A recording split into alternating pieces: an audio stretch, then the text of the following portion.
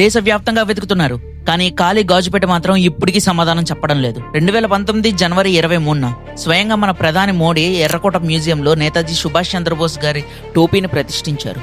మార్చి 10, 2026న అంటే సరిగ్గా 3 రోజుల క్రితం అడ్వకేట్ నవీన్ బామేల్ మ్యూజియంకి వెళ్లారు.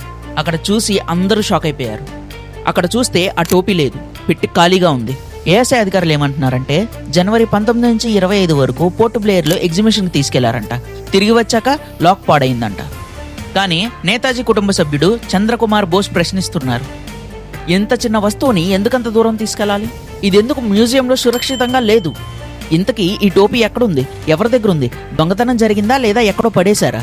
ఏఎస్ఐ మాత్రం ఇది సేఫ్ కస్టడీలో ఉందంటుంది. కానీ పెట్టె మాత్రం ఖాళీగా ఉంది. ఇది కేవలం ఒక టోపీ మాత్రమే కాదు, మన జాతీయ వారసత్వం, మన చరిత్రలో భాగం. ఇలా మాయమవడం సరైనదేనా? దీని వెనక నిజమేంటి? ఎవరు బాధ్యులు? నేనైతే వాళ్ళే అనుకుంటున్నాను. మీరేమనుకుంటున్నారు? నేను చూసా, మీరు కూడా చూడండి.